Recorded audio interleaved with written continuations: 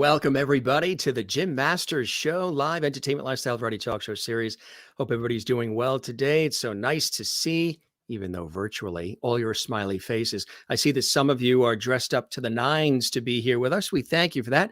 Some of you are business casual. Some of you, you didn't know I can see over this little ridge here. Some of you, I don't even know if you're dressed or, but then again, you probably don't know if I am. That's our little secret. Welcome to the show. It is amazing to have you guys here and all the guests we have that come in from Broadway and Hollywood, television, film, music, stage, culinary arts, sports, comedy, inspiration, and so much more.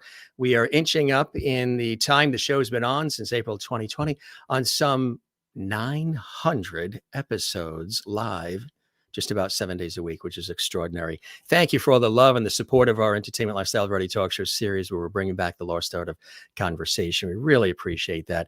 Thanks for sharing the links on all your social media, Facebook, Instagram, and Twitter. I'm there at Jim Masters TV. Thanks for liking and commenting on our YouTube channel, Jim Masters TV, and subscribing. We appreciate that as well. As a matter of fact, if you'd like to comment while the show is on live right now, you have that exclusive opportunity when you subscribe to the YouTube channel, Jim Masters TV. Our JMS Lovity chat room is open and available while the show is live. We have a lot of comments already built up there. Thanks for the comments that are pouring in.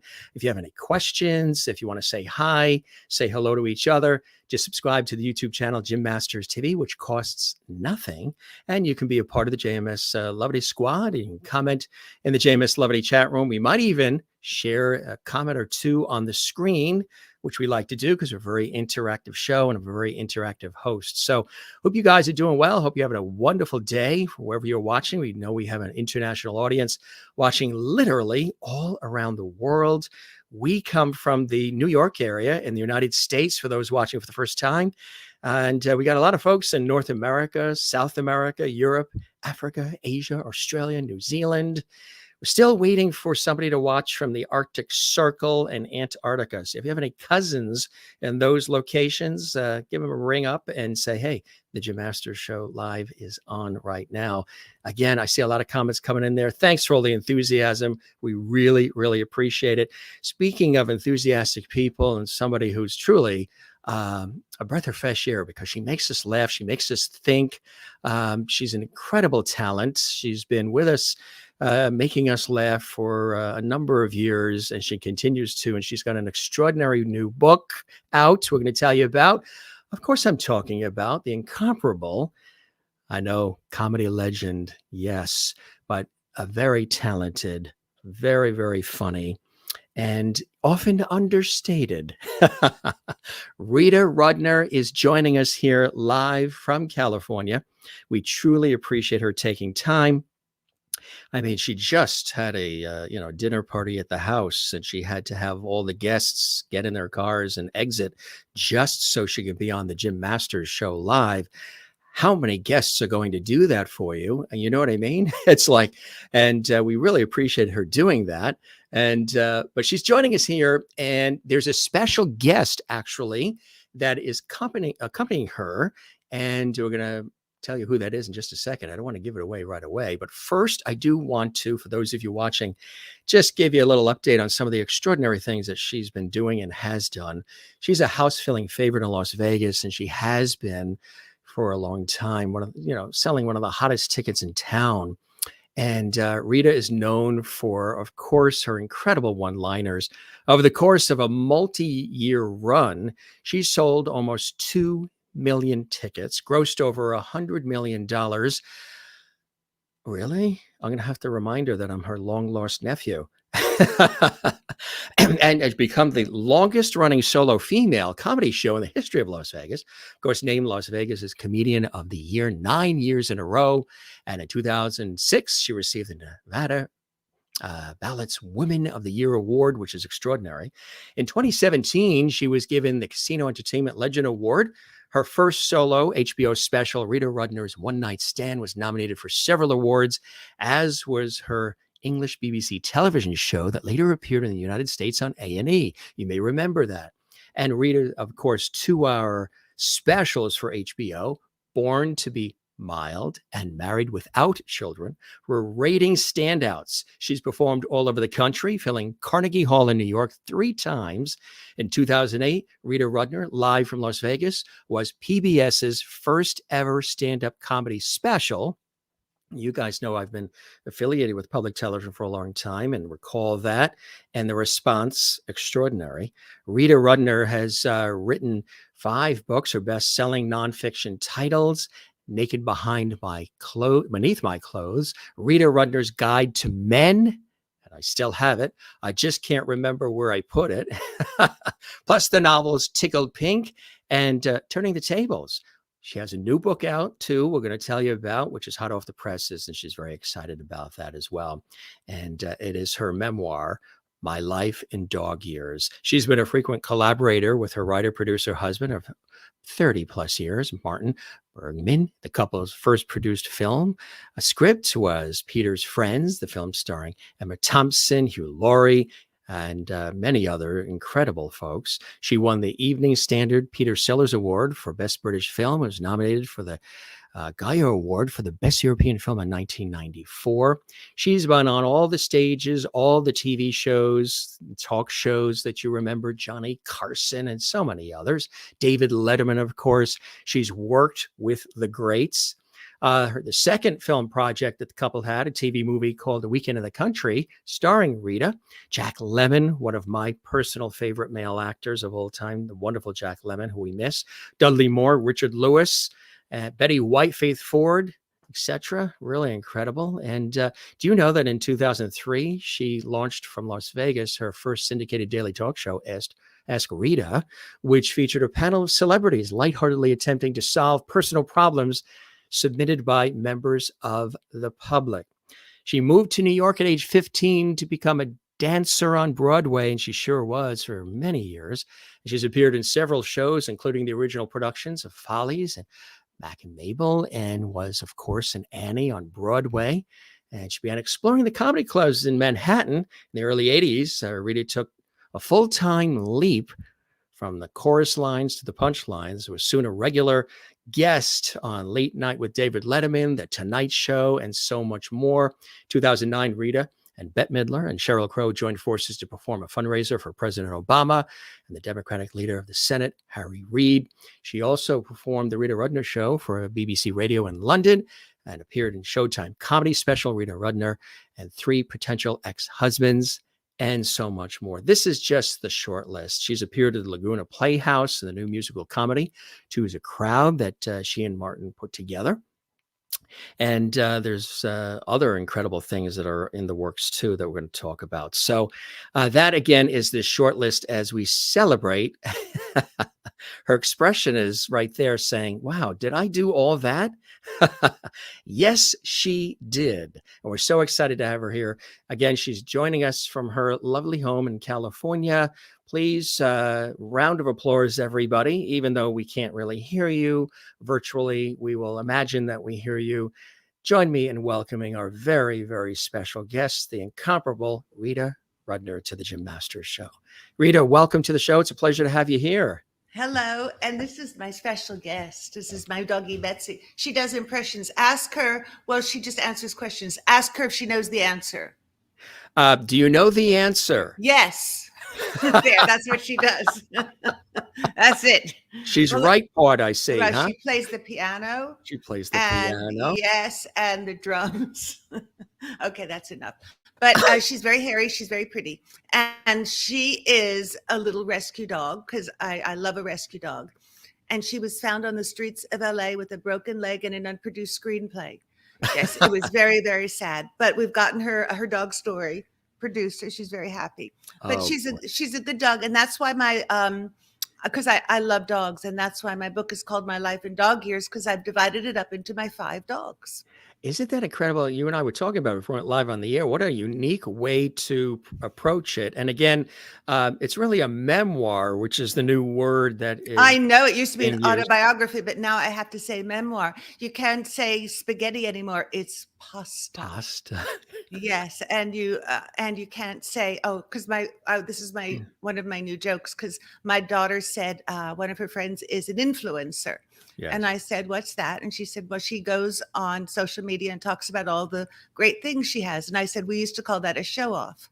So that's a show off. And but things have Yeah. changed. There are words, new words that have entered our vocabulary that we never thought would. Hulu, Yahoo, Google. I say Yeah. those are words people used to say when they were having a stroke, and now they're on our everyday language. Do you say them often? Do you incorporate them into the Yahoo, Hulu, vernacular? yes, Google. And somebody asked me to Zell them the other day, and I said, no, I don't want to. It sounds dirty. Congratulations on the book, on the memoir. What was that writing process like for you? What was the initial inspiration for you now at this particular time, Rita, to want to actually, put it together and share it with everybody? I started doing it because I just kind of wanted to remember all the things that I've done. And then the pandemic hit.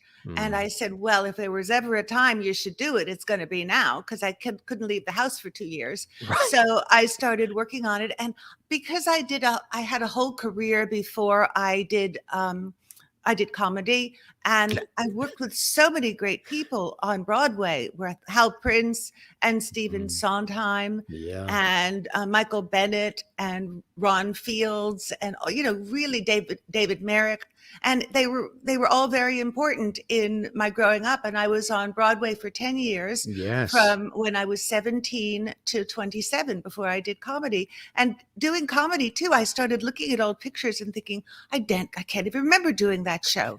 And I just started reliving everything. And then because I'm a person who can become easily obsessed, Yeah. I just became obsessed that I had to do it every day and write something every day. And then I finished it and I showed it to Martin, and he said, you forgot this, you forgot that, and I did it again. And then I did it again. And then so you just keep remembering things. And I just wanted to put it down. And I also thought maybe it would encourage my daughter to read a book, but no, I Right. never.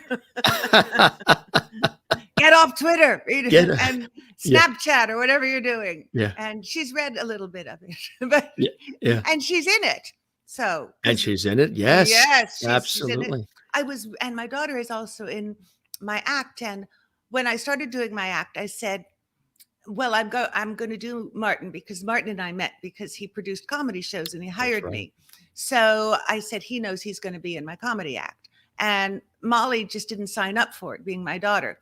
So the first time Molly saw my act, she was about maybe 6 years old. She came to Las Vegas to see me and do a casino. And she said, Mom, you talk about Dad, you don't talk about me. Why don't you talk about me? And I said, oh, I didn't know if you wanted me to or not. And she said, I do. Yeah. So I said, oh my God, that's a new 10 minutes. Thank you so much. So I started talking, but I was very conscious of not, doing something that my family always comes first. So I always ask them. And if they have a joke that I say that they don't like, I don't do it anymore, because I can always write another joke. I can't get a different husband or a daughter. Well, I could, but I don't want to. Well, that's it's. I'm happy with the ones I have. You're happy with it. Yes. You, And the I know. dogs I have. Oh, now that's what we call, as we mentioned to Rita before the show started, levity is what we Mhm. talk about on the show a This is lot me, too. and That's as pure Jim levity right said, there. this is Rita with a beard right Santa here. Claus. Santa Claus.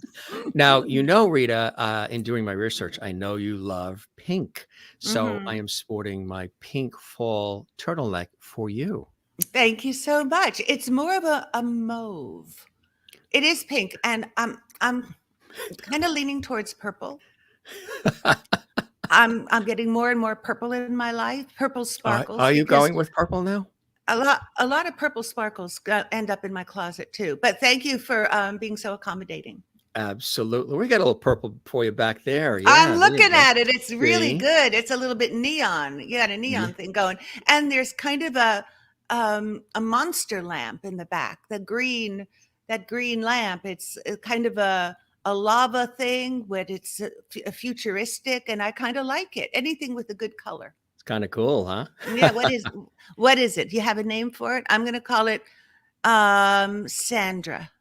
Oh, I'm naming it Sandra. my favorite color is green, so we had to have some sort of green on the set there, and yeah, it is kind of cool the way it's shaped, huh? It's good. I like it. It's It's sitting it's there next to the very. "I Dream a Genie" bottle. It kind of needs a head. You got to put a head on it. I'm going to cut off its head. It's you. You pretty much packed things up at age 15 and started heading east, right? Tell us about that. I mean, it's an early age, and you knew that you wanted to That's wrong. What head to the. happened there? Okay. No, wait. I'm doing it the wrong way. This way. There you go. Okay. Martin, close the window. Yeah, no, it's just me because I'm right and left and I'm doing the wrong thing. But You're ambidextrous. I didn't realize that. yes, I am, but don't tell anybody. So then what happened was in my book, I also wanted to kind of give people, because whenever I'm on stage, Yeah. I'm trying to be as funny as I can be. And I try to take my real life and expand upon it and exaggerate things that kind of happened and blow them out of proportion or skew them in a strange way where I'm funny. But things, happen in life that aren't good, and you can choose how to overcome things that aren't, that are kind of tragic. So my mother was very, very sick when I was growing up. Right. And she passed away when I was 13. And my father, who was a very strange man, I was in New York studying dancing with my best friend and her mother. And it was the summer, and we were taking all kinds of lessons. And I got a telegram, and I was petrified because my mother had passed away, and I was getting a telegram. And I thought, well, my father has gone too, and here I am, an orphan. And I read the telegram, and it said, "Hi, Rita Carol." That's my middle name, Carol. Just got married. Wanted to tell you. Oh, okay. So while I was away in New York, he married a woman that I'd never met. And I came back, and I kind of wasn't wanted in the house anymore. And at that point, I was already firmly in a dancer category. My last year of 10th grade. Should I let my dog down? No, she's okay. I convinced my father to say I was in a hospital and send my work home. And while he went to work, I took 3 buses and got it into a show on Miami Beach called Stop the World, I Want to Get Off. So I was already, and then I said, I'm going to put my dog down. I've got to get on Broadway. And I can't get on Broadway from Miami. I've got to go to New York. Yeah, so I from Miami originally, right? Yes, I grew up there. So when I had started school early. I started first grade before I was 5 because I don't know, my father didn't obey any rules and he just wanted to put her in there. So I graduated school when I was 15, high school, because I took my extra classes in the summer, and I graduated with my grade, and I moved to New York. And he said, if you don't like it, you can come home. And he said, I will pay for your classes. And I lived in the Barbizon Hotel for Women. That's right. Which was a little place where only women stayed, and it was right near Bloomingdale's, so it was very convenient for me. I like Bloomingdale's. And I took lessons all day and got into my first show. It took me about 4 months, and because I had to go to non-equity auditions because I wasn't equity yet. And when you go to non-equity auditions for a show, it's thousands of people show up. But I got into this show called Zorba with Chita Rivera and John Raitt and traveled around the country. Legends they are, yeah. Yeah. And when I came back, I got into Promises, and then I worked on Broadway for 10 years. And I also did really fun things that people don't know about. I did lots of summer stock. I did lots of commercials. I said one of my first jokes was, I've announced in commercials I have bad breath, problem, perspiration, and dandruff. People recognize me on the street. They try to hose me down. So that was one of my first jokes, which was actually a real thing. Once I was doing this commercial for Head and Shoulders, and they made my hair look really, really horrible. And it was all frizzy and it was all out there. And that was the before. And I said, okay. And I did the before. And I said, when do I do the after? They said, oh, we brought in a different girl for the after. So I was only the before. I You were didn't get to be the always after. remembered as the girl that I was was before. before. I was before my hair got pretty, and then they brought a new girl in for the after. Oh, and in my first special, I showed my commercial for Sweet and Low yogurt, where I was tapping on the yogurt commercial. So I did lots of industrials and commercials and summer Yes. stock and my last show was Annie on Broadway, where I played Yeah. Lily St. Regis, and then I Right. went into comedy. Who were some of the influences for you early on? The people that you looked up to, those that inspired you in the comedy world? I had to go with who I was, and I knew there were only two female comedians, well, that I was aware of, and they were Joan Rivers and Phyllis Diller. Yeah. And they were wonderful people. I got to know both of them, Yeah.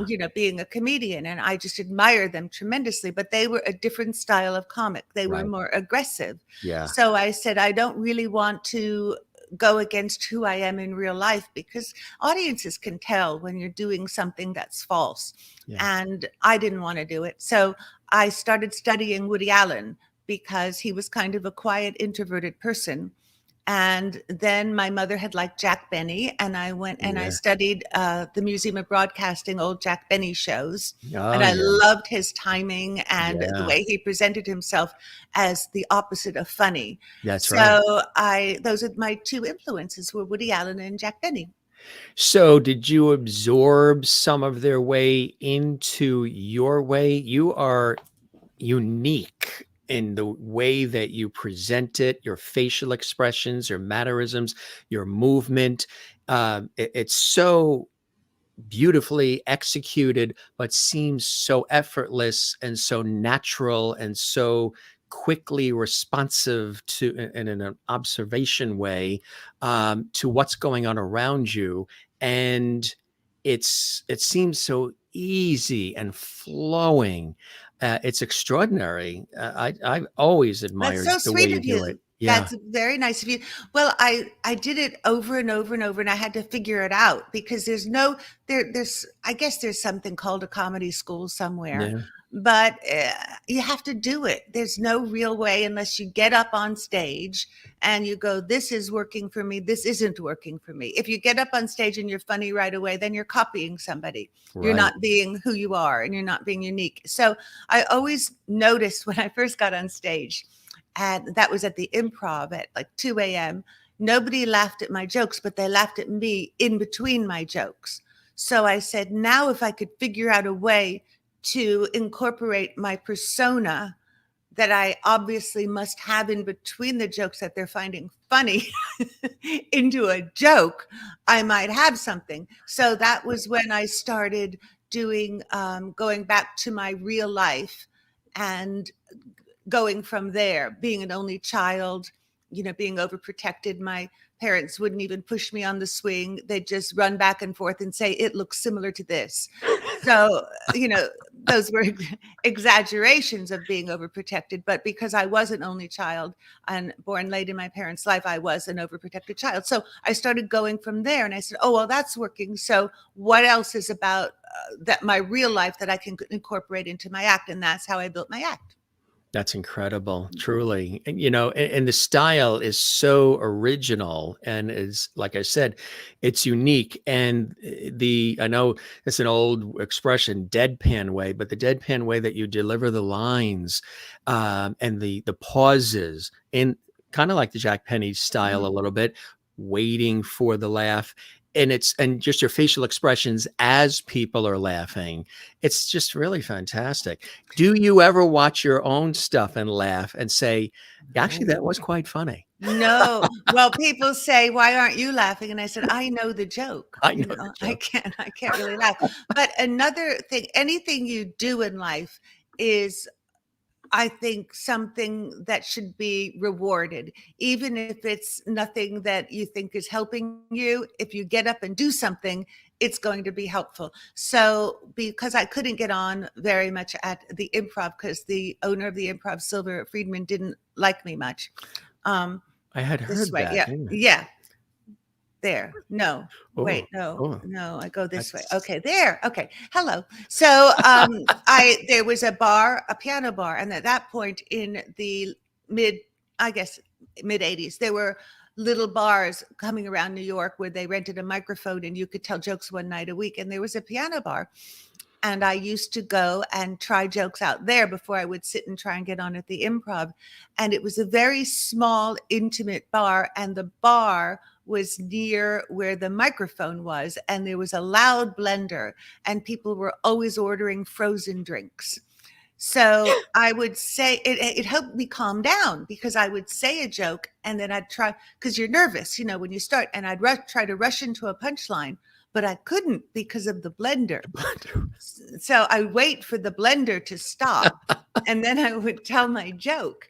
And that kind of gave me a sense of timing because you have to breathe and figure out where you are, and you can't just go rat-a-tat-tat. You have to incorporate your environment. So the 3 times that you've sold out Carnegie Hall, the No times you're blender. on, There's no blender. but But was my it blender, but all was those it in here? all those experiences help you. That's why I never want to say anything bad about anybody who tries to do something. And Right. that's why I don't go on Twitter. I don't want to say anything bad because I think you've got to try to do something Yeah. to succeed in life. If you don't try, you can't do it. This wonderful career as a Broadway dancer, and there you are, in New York City, extraordinary, doing what you love. Then the comedy comes along. How did that transition happen? And as a child, were you a funny kid in school? Never. Were there quips and one-liners happening? No, I was a late talker. I was 27. So I didn't really start to talk until I decided to talk because I was a dancer. Then I took singing lessons, I took acting lessons, and I didn't really have a thought of my own because I was reading plays, I was singing songs that somebody else wrote, you're doing parts that somebody else wrote, dancing things that somebody else choreographed. And I was like a puppet doing things that were very satisfying to me at that point. But when I was 27, I'd done it for 10 years. And I noticed that dancers don't get better after 30. So I was 27 and 30 was looming. And I said, what career can I embark upon that has longevity? And I noticed George Burns was still telling jokes and Gwen Verdon hadn't had a job in quite some time. So I said, well, let's do comedy because as long as I can stand up, I can do comedy and I'm not going to be able to kick for a lot longer. Did you admire George Burns? I admire anyone who tries to do things. And I always liked Gracie Allen. And then people said I was kind of like a combination. Oh, hi, George.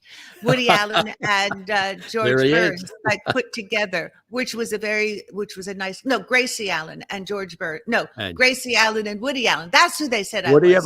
Gracie Allen. I got my Allens mixed up. Gracie Allen meets Woody Allen, which I thought was a very good compliment. Okay. He was very nice. I did his 90th birthday party, which I think is in the book. Yeah. I'm not sure. But I know I wrote a lot. But then, is. An editor comes out and goes, okay, this is too long here. And you go, okay, well, I can't read it again. Right. I read it all. I'm going to read it. Now, wasn't there something where Steve Martin had noticed some of the comedic timing and then said he wanted you to write for the Oscars? I did it for 2 years for him. I couldn't believe it because I really think he's a genius. And I met him. We had Martin, who went to Cambridge and worked for this very, very talented director, had a dinner party over at his house. And we went over because we were friends, Jonathan Lynn and Rita Lynn, his wife. And Steve Martin was there because Jonathan Lynn had directed a movie with Steve Martin.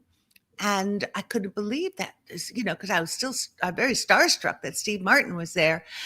And we talked and we got along. And then he called me up and said, I'm doing the Oscars. Would you be one of the writers? And I said, no, because I don't know how to write for other people. I've only written for myself. And he said, it's very easy. You write a good joke and then you give it to me. So I said, oh, okay. Well, again, I'll try. I always end up saying yes to anything challenging. Yes. And it was so much fun writing. He's so prepared and professional. And we started writing, I think maybe 6 to 8 months before he actually hosted the Oscars. And we would meet once a month for the first couple of months, and then once a week, and then twice a week. And it was 3 or 4 other people. I remember it was John Max, who writes for a lot of shows, and Hmm. Dave Boone, and Bruce Valanche, and me. And And we Bruce. would toss around acts. And Steve had a nice cook, and he used to cook us lunch.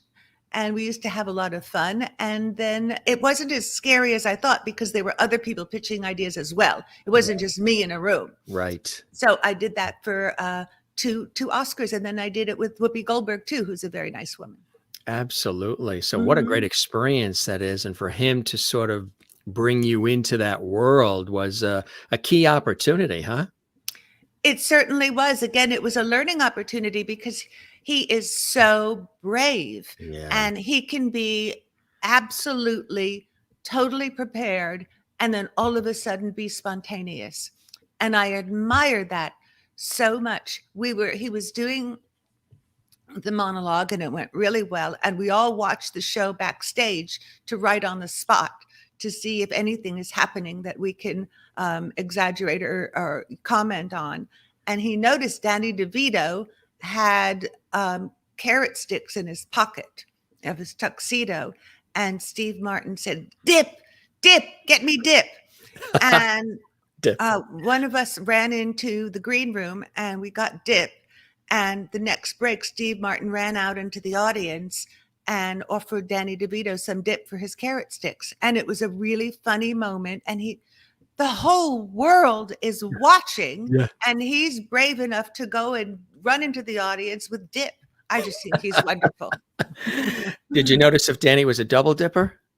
I think he was okay dipping because it was his own carrot. It wasn't on a plate. They were in his little pocket. So it was, he could dip all he wants. So after that experience with the Oscars, of course, people realizing your incredible talent, what happened next? What was sort of that scenario? Was the phone then ringing off the hook? Rita Rudner, we got to have Rita Rudner. No, I was still doing my act. Martin and I wrote movies in Hollywood for a good 10 years, because Peter's Friends was a financial success, and it won awards. So when that happens, you're kind of uh, anointed, where you can write movies for other studios and rewrite movies. And we did that for a long time.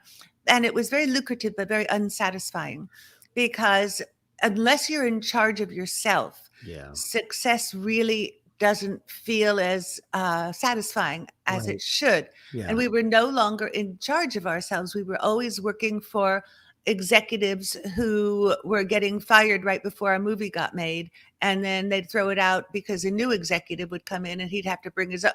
It's just a very, very tricky place.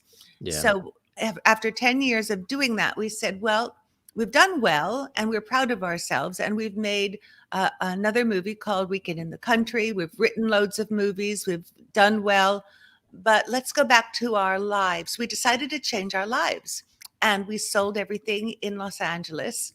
And because I'd been offered my own theater in Las Vegas. And we said, well, maybe that would be a good thing to do. Let's try it. We sold everything. And I wanted, at that point, I was too old to have a child. And Martin said, let's have a child. And I said, you should have mentioned this earlier. But he hadn't. So we adopted the best little girl in the whole world. And I was able to have a career and to be a mother, which was excellent. And Martin and I were able, again, to be in charge of ourselves, because that's what's great about being a comedian. Nobody tells you what to do. They just hire you. And they say, I did a show last night in Irvine, and somebody asked me to wish somebody happy birthday, but I wasn't upset about that. It's not like they were trying to rewrite my act. And it's just really satisfying to do your own thing. And that's what I did in Vegas. And that's what I still do. And that's why I like to write my own books.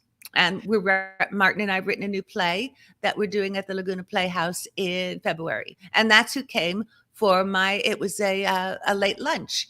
And you want to know what I made? I was good. Yes. I This is the made foodie crowd. What did you make? I made 3 different kinds of quiche for Sunday brunch. I made ham and Gruyere, I made bacon and cheddar, and smoked salmon, and they all ate them, and no one got sick.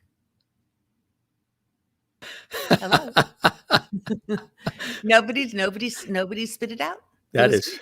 good. Yeah, it was good. I bought dessert because I can't. I didn't have time.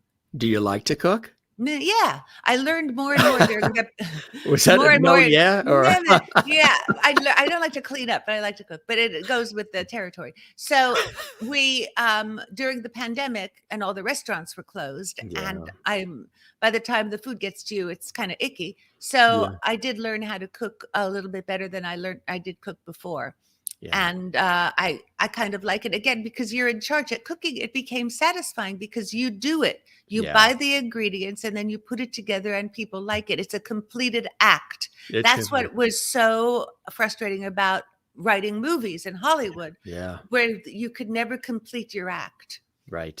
And Exactly. Steven Spielberg, it took him 20 years to get Schindler's List on or something. You can't, yeah, I don't want to go to war. You only have one life. I don't want to be, begging for money from people that don't really want to give it to me, which is basically what you do in Well, Hollywood. somebody else that, of course, was near and dear to you and that also provided some opportunity is somebody also that's missed dearly, the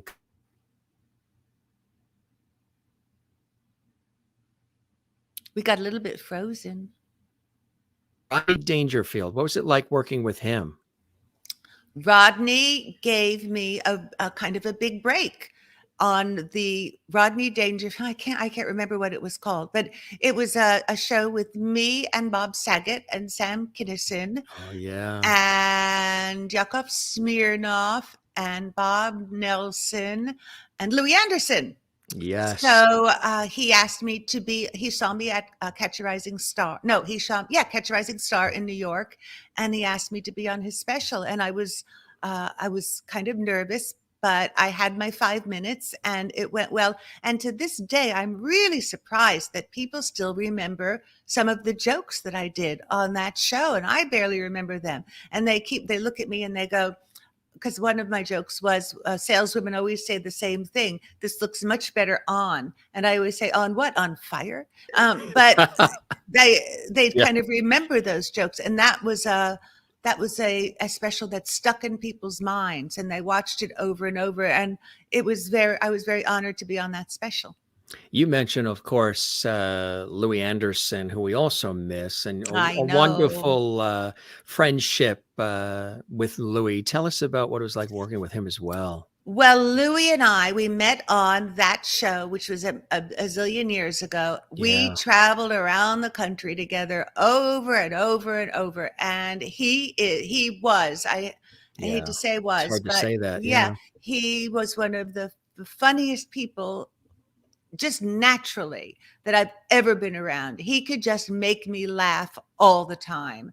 So he came to visit us here in our house, and I worked with him in Las Vegas. I started doing my shows with him in Vegas, and I really do miss him.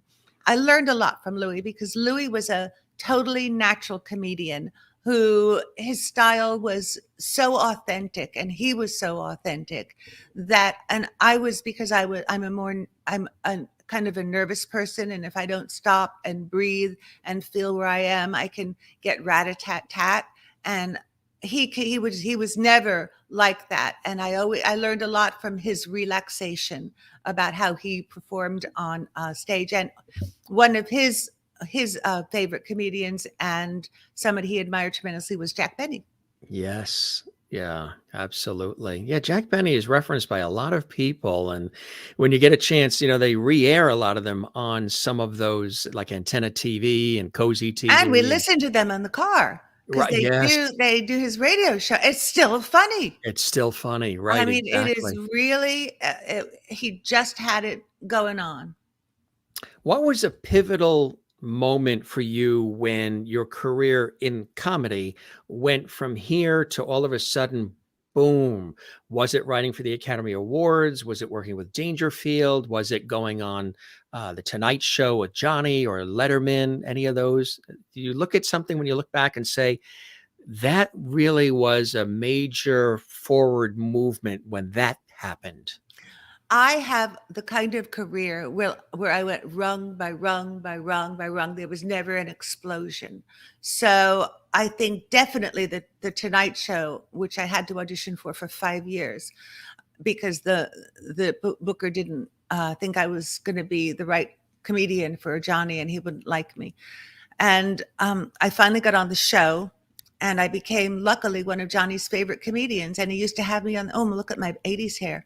And he used to have me on the show all the time. And he did like me. And that was, the public getting to know me was a tremendous, it made me advance in my career.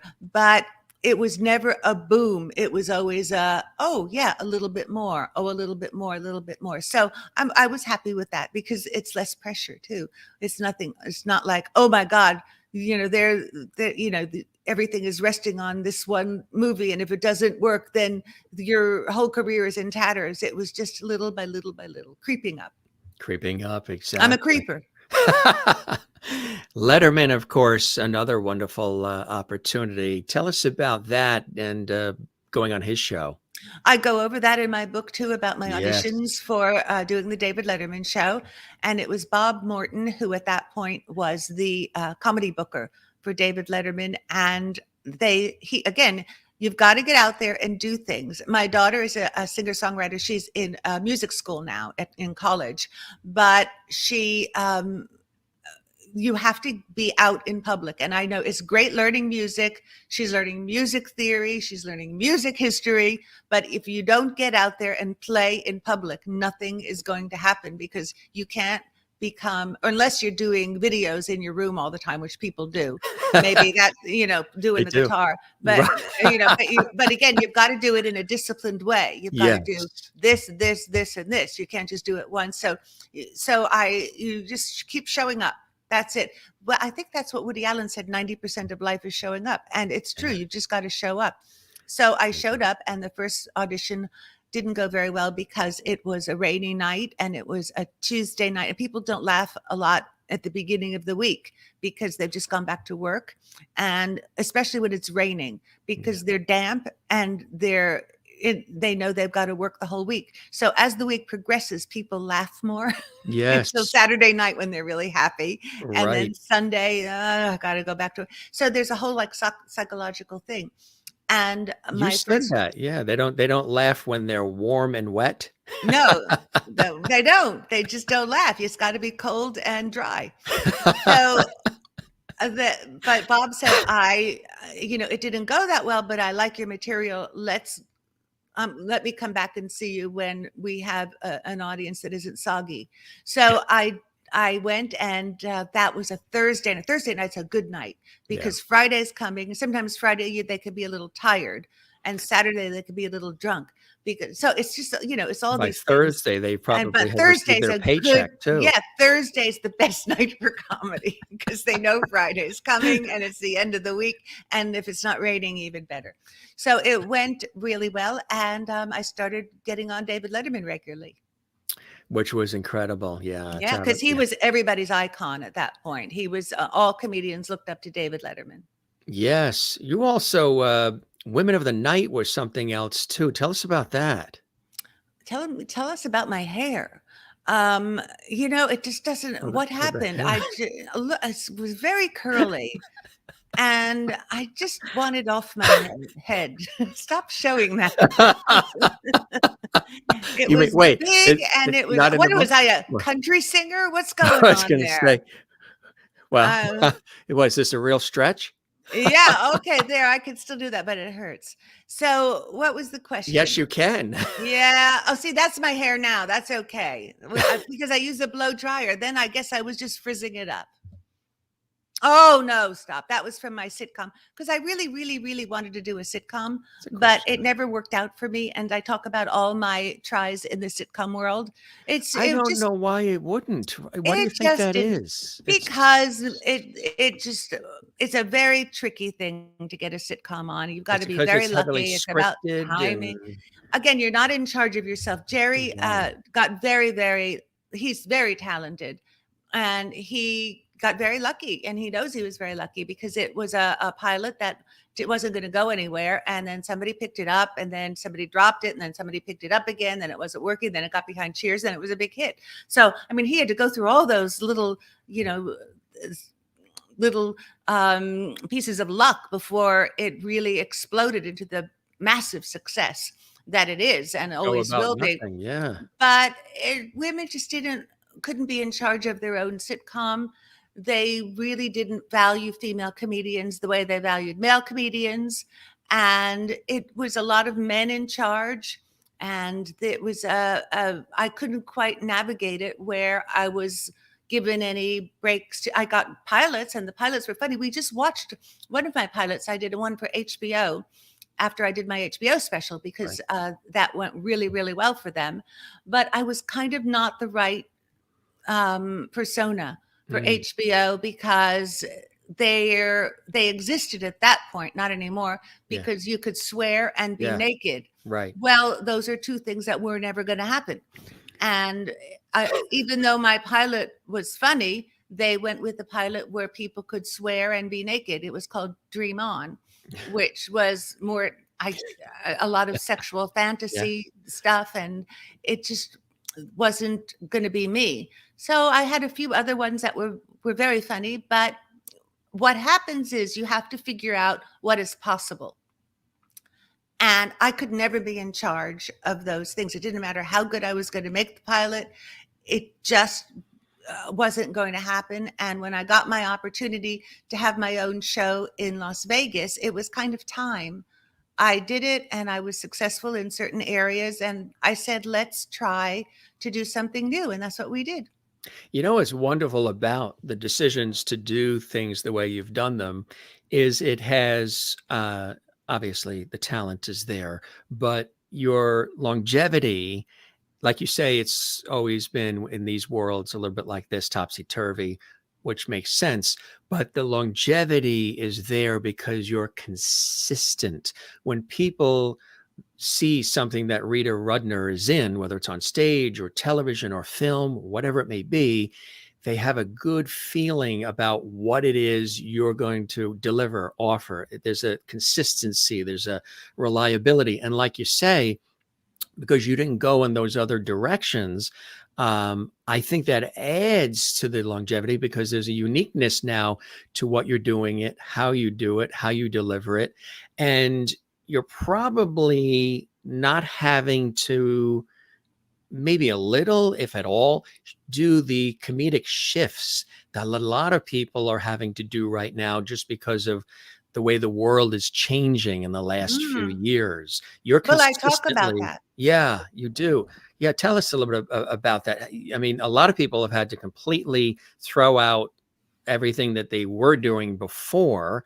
Do you think, and I was talking to somebody about this recently, do you think a Don Rickles would be able to exist now? A lot of people say that, right? As Mm-mm. funny as he was, would He he was exist very now? funny. I did Carnegie Hall with him, and he was just the funniest guy. And he was a really nice guy, and that's why he could get away with it. But no, it's a different world. The only thing I've had to really change is that you can't say fat anymore. And I had two jokes where fat was in the punchline, so I don't say fat anymore. I've changed the word to delicious. So Delicious. yeah, at the end of my two jokes, and I warn the audience that that's going to happen at some point in the show. These jokes are going to come upon you, and I'm going to change the word fat to delicious. I So like those that. that's the only that's the only change I've made. You're always ahead of the curve, Rita Rudner. Yeah, I Always have ahead. to figure it out. You have to say I'm moving with the times. That's it.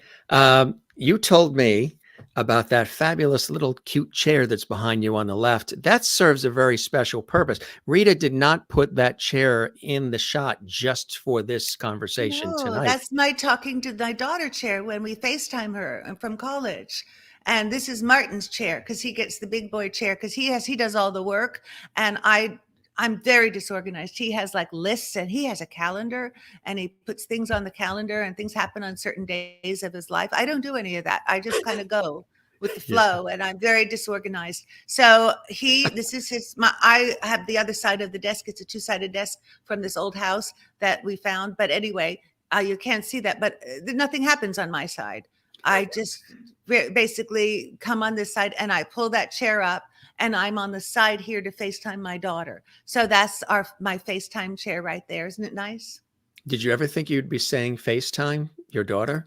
No, people always said sometimes when I was growing older, when I was getting older, and they'd go, "Oh, at some point you're going to be able to see people while you're talking to them." I said, "Yeah, right, Yeah. sure, Well, yeah." you So. know what I think is ironic is with social media, how somebody will post. It's a beautiful thought and a sentiment.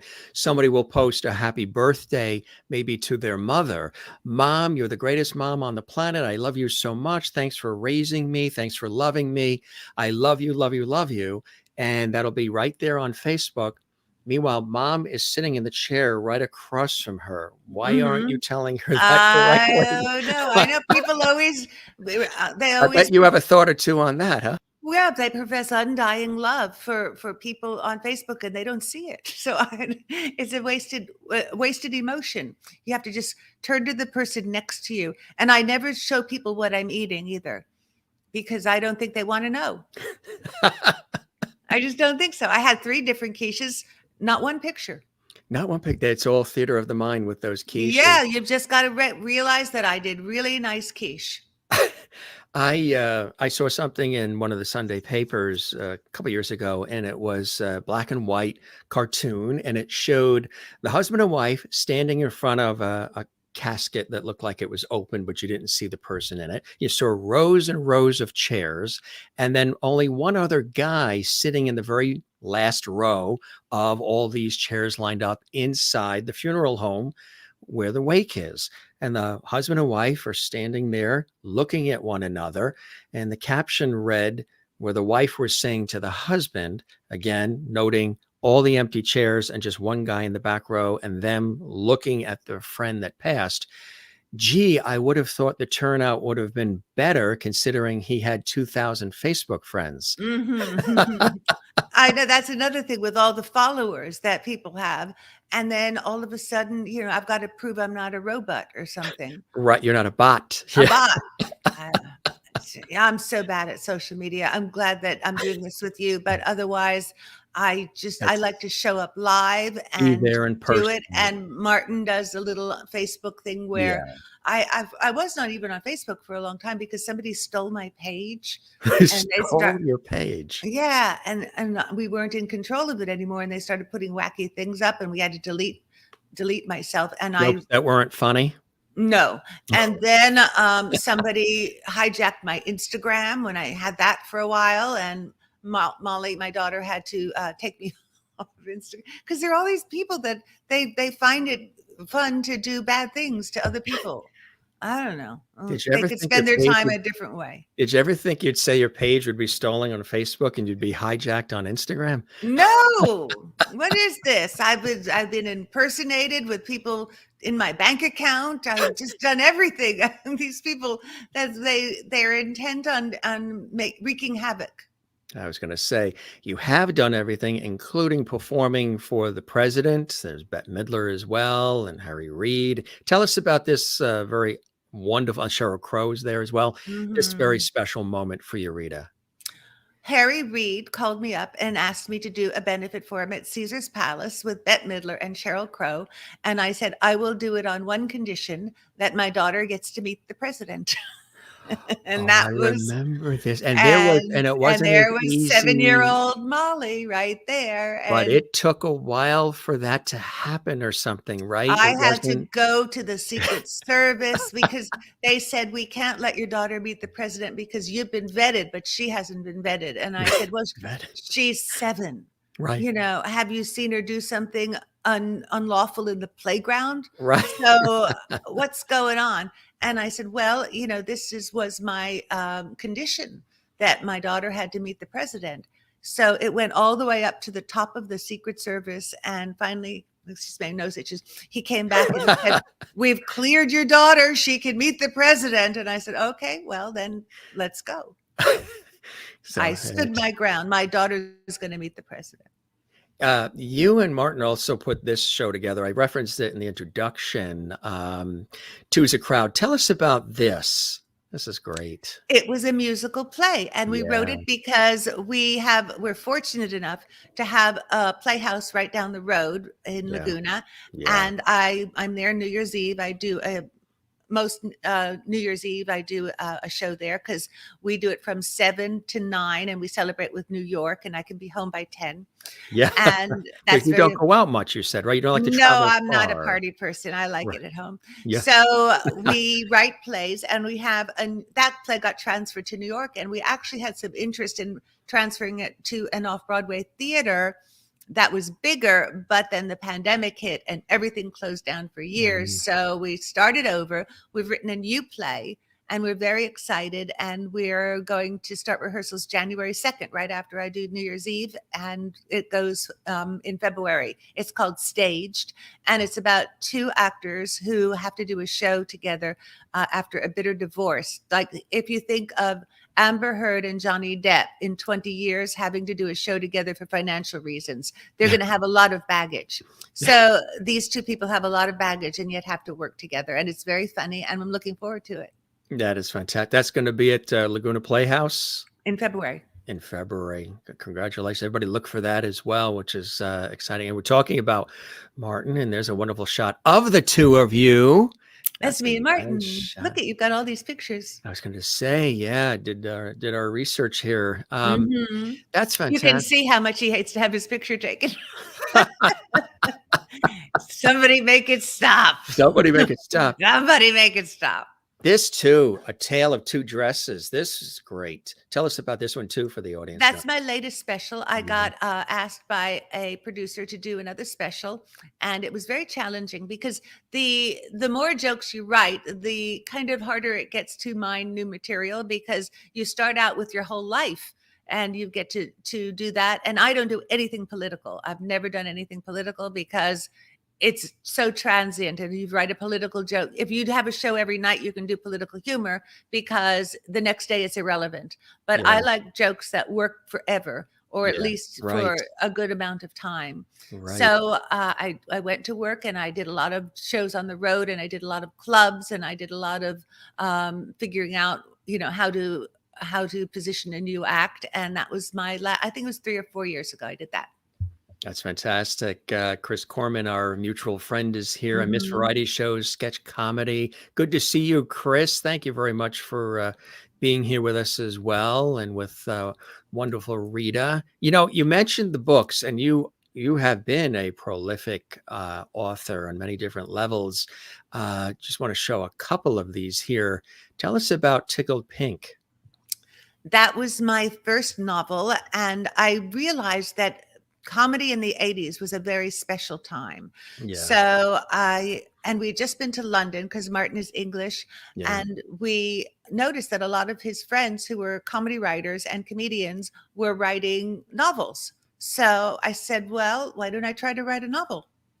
And that's what happened. I wrote a novel that very, very loosely, it starts out where she's a dancer becoming a comedian in the book, but then things happen that are totally unrelated to anything. And it was really, really fun to write. But boy, nonfiction is very, very tricky. And I have nothing but respect for people who do it. And I mean, fiction is very tricky. Nonfiction is easier because you're writing about things, but when you're making things up in every sentence, you're trying to figure out how not to be cliche. It's very, challenging. And it took, I guess, like 3 years to write that book. And I said, I'm going to go back to nonfiction essays because I like that. And it's much more immediate. Absolutely. And this too. Yes. 3 Potential Ex-Husbands. Tell us about this. It was a special that I decided to do because everybody said, "Oh, you're too clean, and you try something." So we decided to get 3 comedians who were totally opposite of my style, but who were really, really funny. And I did like a host thing where I hosted them and I did my jokes between the other people. But it was just me and 3 men that if I had married them, we would have been divorced by now. So that's why we called it Rita Rudner and 3 Potential Ex-Husbands.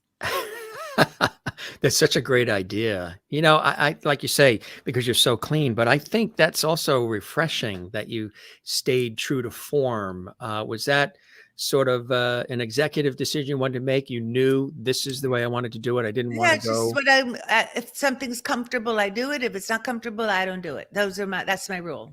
That's the mantra, right? Exactly. Hmm. Which is perfect. It's another great shot too. Born to be mild. That was my first TV special. That was my first gown because Martin said, "Rita, wear a gown. People are looking at you." Because I was wearing jeans and a jacket, and I was a very bad dresser. People would stop me in the airport and think I was a flight attendant. I had no style. And then Martin went shopping with Well, me, and then he again, said, look here. yeah, let's do some Ooh. gowns." So I have a whole closet full of gowns. So, were you born to be mild? I know, often described as understated, and you strive to I be think so. overstated. Yeah, I think because I was always younger than people, which is no longer the case, but because I graduated when I was 15 and I was in all those shows with people who were much older than I was always very, very quiet. So I think that's where my understatement came. And I've always struggled with trying to be more confident. And that's in the book too, about how to manufacture confidence, even if you don't have it, and what I say to myself when I go on if I get scared, and just little tips about things, how to deal with things that come up in your life that are unexpected. Exactly. What would be one tip that you could share if there is somebody going through something right now and something has happened in their life that's unexpected from your expertise? What would be something you could share? One thing I tell myself is other people can do it, I can do it too. Uh, So yeah. when I'm trying to do something that whether it's television or stage or even I really started doing it because I learned how to drive so late in life because I lived in New York from when I was 15. I never learned how to drive till I was 30 because I was petrified. And I just had to I know it sounds silly, but I just kept telling myself, other people can do it. I can do it too. You don't have to have a lot of talent to drive. You have to have a foot, so I can do it. You just have to say you can do it. And you have to try to do it, and you can't say no. Say yes more than you say no. So you got Except for skiing, you could say no to that you because could that's dangerous. skiing. Yeah, that's And something. racquetball maybe because the ball comes too fast; it can hit you in the eye. You love tennis. I love tennis too. You love tennis. Yes, You I'm play, going to and tennis tomorrow night. Is my tennis group. I have like a whole group of people, and we play tennis together. And we don't play games; we do drills. And we have a fantastic teacher who just tells us we're wonderful all the time. And it's really enlightening and fun. And it's never when Martin plays tennis, but he yeah, always wants to win. yeah, And he does the thing where he spins the ball and it stops all the time. yeah. And I'm saying, it's the ball is so far away from me. I'm just not going to run there. So either just hit it to where I could get it or just stop it. So none of that happens because we never win. And we just play tennis. We run around for an hour and a half, and Martin hates it because we have to have dinner at 5. But so what? Have you tried pickleball? That's very popular. No, but I have a good new pickleball joke. You do. Yes. Would you like me to tell it to you? And now here's the incomparable Rita Rudner with her pickleball joke on the Jim Masters It was Show. just a thought that I had because I wanted to know why it was called pickleball, because it's a combination ping pong and tennis, and it should be called penis. Actually, That's what it should be called. It's ping pong and tennis. you play are penis. absolutely accurate. I know. You So are, anyway, it's a nice new joke in my act. and you heard it here, folks. You heard it here first. And it's not swearing, it's a body part. It's a body part. Las Vegas, of course, over the years has been so good to you and you to it. Tell us about the years with Las Vegas and selling out show after show after show, winning awards, accolades. Not the reason why you do it because you love what you do. But tell us about how Vegas has just been a wonderful relationship that you've had. Allowed me to be a mother. So that's what I'm eternally grateful for, is that I could have my career and I could raise my daughter and I could take a car to my show and the audience took a Right. plane. And I Right. was well rested and the audience had jet lag. So it was just a really good time for me to do that in my life, because Yeah. I was in my 40s and I still was able to be active and go to pick my daughter up at the play groups and everything like that, and I was able to do my show at night. There's something about the energy of Vegas too, just the excitement of it all and Well, just I did talk about something in my book that I've never talked about, because I got very, very sick while I was in Vegas and came down with a bit of cancer. And in fact, in that show, that picture that you showed with me doing that benefit for Obama, I'm wearing a wig because I lost my hair at that point. And I didn't tell anybody. And I said, when I first found out, I said, oh my gosh, here I am having this huge success in Vegas. I've got a child. I'm going to have to just stop. I'm going to stay in bed. And my doctor said, no, you just keep going and do what you can do and see how things affect you. And, if you find you can't do it, then you slow down or you stop, but you try to go on, because the worst thing you can do is just sit there. So I did. And I changed my schedule a bit. So I didn't do 6 shows a week. I would maybe do 4 shows when I kind of timed it when I had to have all the treatments and everything. And what happened in Vegas stayed in Vegas, because I would sneak into the clinic very early in the morning before people got there, and they opened it up early. So because the last thing you want to deal with is people saying, oh, she's very sick, and then I'm not going to be funny. right. So Right. it was a very tough year that I went through, but I'm very fortunate because that was 14 years ago.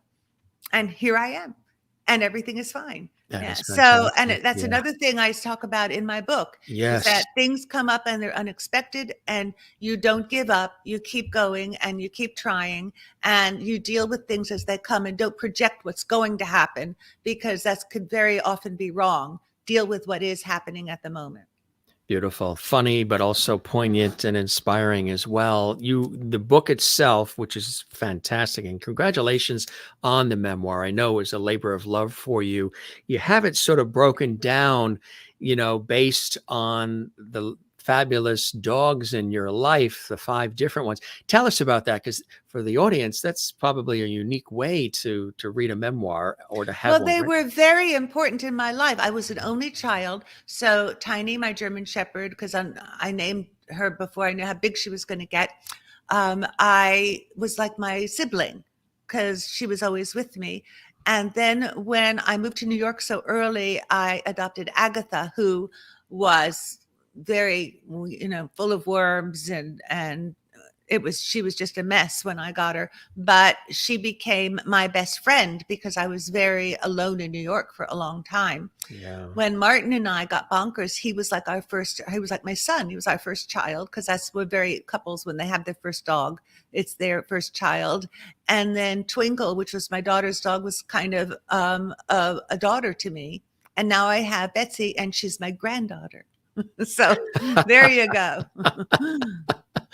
Have you ever felt like your life is in dog years, and just in terms of how dog years accelerate? No, I just used it as a 15-year kind of calendar for how I've lived my life, because there's a little chunk of time between when I first met Martin that he was traveling. He had shows he was doing all around the world, and I was in doing shows all around the country, and we couldn't really have a dog at that point because I have a story about my dog Agatha where she was on planes too much and it hurt her ears, and I had to stop traveling with her, and then I had to leave her in a kennel. I didn't want anyway. It was, so when you're traveling that much, it doesn't make a lot of sense. But when I stopped traveling and I had a house, and Martin and I were more stable. That's when we got Bonkers, who is when you read the book, you'll see he was a dog that sold tickets. I love that. Getting a lot of great comments from so many people. That's nice. Yeah, they're saying some wonderful things. They're the Lovitties. They already said you're a Jim Master Show Lovity. How cool is that, huh? There are Oscars, Emmys, Grammys, Tonys, Tellys, Peabodys, but when you're a Lovity on the Jim Master Show Live, are your feet tingling about now, Rita? Why? Because You're a Lovity. when I was, I'm a Lovity. Because when I didn't know, because when I used to get really nervous, my feet would go numb. But I'm not nervous now. That's another rule I have. Always feel your feet on the floor when you're giving a speech or doing something you're nervous about. Because when you feel your feet on the floor, you're grounded. Exactly right. I think there was only one guest that said that they were levitating at the time. Levitating. Levitating, exactly. Mm-hmm. There I am with the country singer hair again. I didn't want to do an intro because I just wanted to. Sorry about that. No, I love your reaction. I've been thinking and drinking and blinking and stinking. There's my country song. Naked beneath my clothes. Mm-hmm. Tell us about this. Yeah. I got a book offer that was very nice. A wonderful woman who worked for Penguin Books called my agent and said, Rita Rudner is getting popular and I would like her to write a book of essays. So that was actually on the New York Times bestseller list for a while. And it was there. It's just, and also it's on Amazon with all my other books. Yeah. And it's essays about funny things that happened in life. I love writing essays. I could just sit down and write essays all day, but that was too easy for me. And that's why I decided to write a memoir. There's another fantastic novel. That was while living in Las Vegas. Martin and I decided, we wrote this one together, and we decided to write a novel about casinos because we knew so much about it, and about a female executive and what she had to go through in the maleness of the casino world and how she turns the tables. Which is fantastic. Yeah. And there's that other one. And then we have Guide to Men. This has been translated into 100 different languages. Yes, right. And it's been all over the world. And they have it in different, like in Chinese and in Hindu and in everything. So that was really a compliment. Now, is that book just for the ladies, or is that? No, it's just tips about men, like men who have a pierced ear are better prepared for marriage because they've experienced pain and bought jewelry.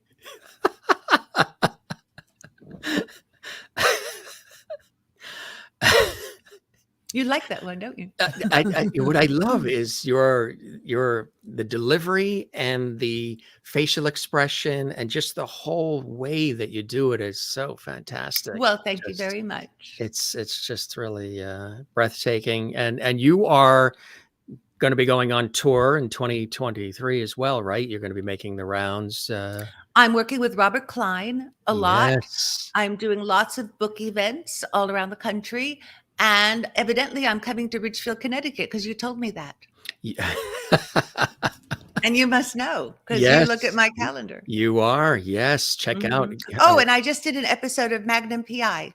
Oh, you did? Somebody called me up and said, would you do Magnum PI? And we've written a part for you.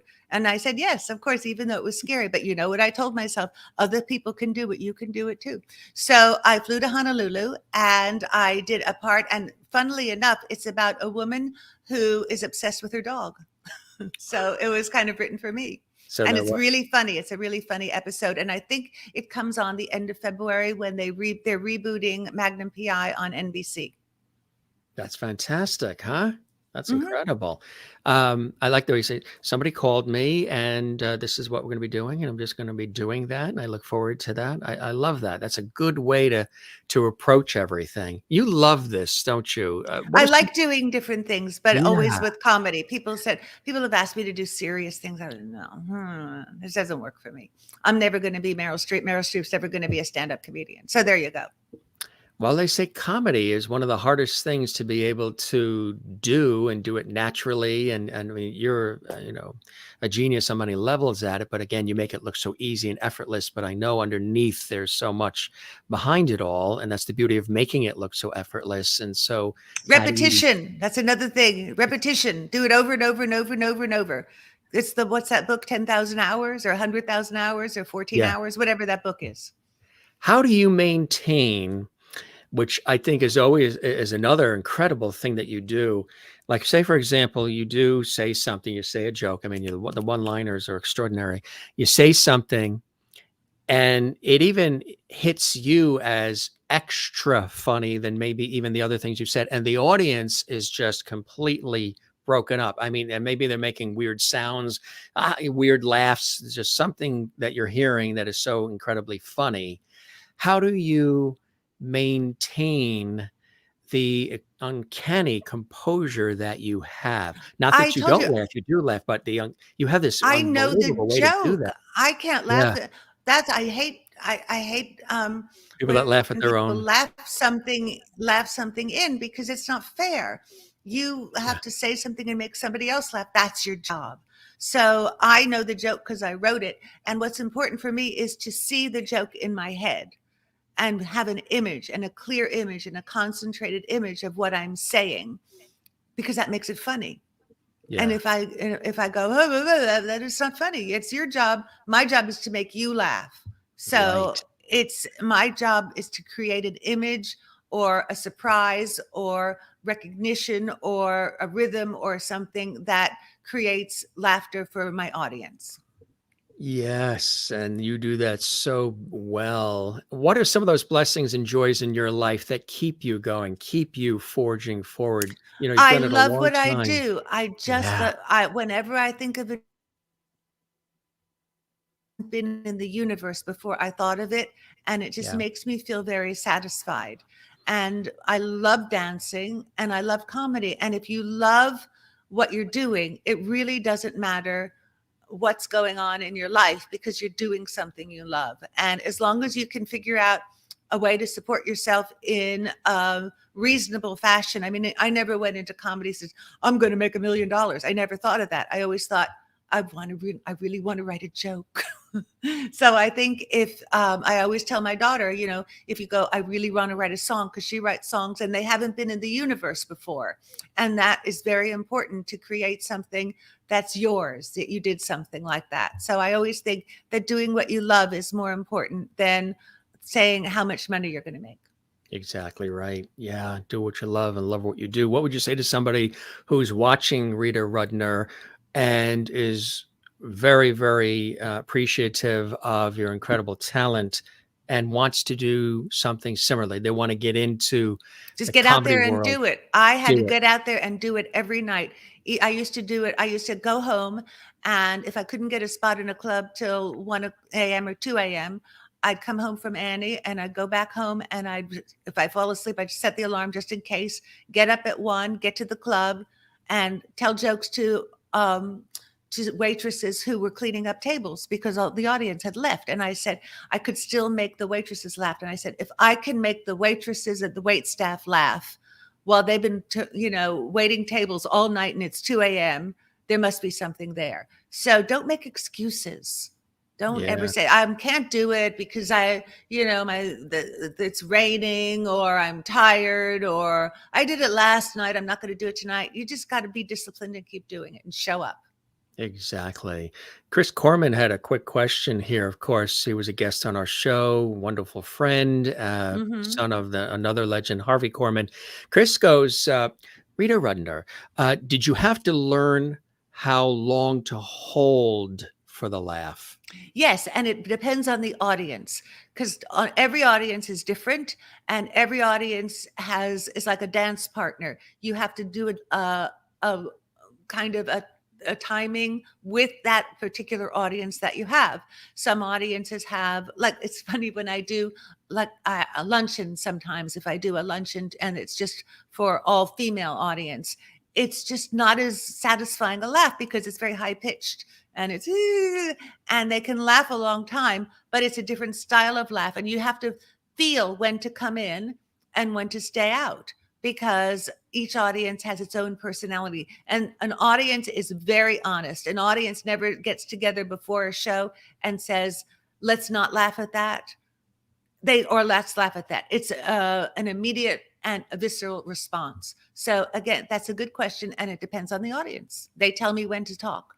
They tell you when to talk. Mhm. Yeah. Is your mind always going? Are you always quietly observing and soaking it all Yeah, I up? used to be. I Yeah. used to be because I was obsessive Yeah. until I figured more things out. But now, because I had to learn lines when I did the Magnum PI, and now I'm starting to learn my lines for the upcoming play. And I'm not a quick study, and I have to do things over and over and over. In fact, I'm very excited. My daughter's coming home for Thanksgiving on Friday, and one of our favorite things is she goes over my lines with me, and Does and she? and we laugh all the time because I'm so bad. And are the lines usually how to do the stuffing recipe, or what are You the know lines what? on I have Thanksgiving? written funny. I have a new book that I'm writing about funny recipes, and it's really it's I write because my daughter's learning how to cook, and she and her roommate have a kitchen in their college dorm. So I write them funny recipes, and Martin said, "Not now. You've just written a book, and this is enough." So And I this said, is "Okay, stop it." I said, "Okay, I'm stopping." you mentioned, the repetition, and really fine tuning and focusing. That's how Lucille Ball was. That's how she did it. Yeah, Absolutely, very, very it's much. discipline, discipline, discipline.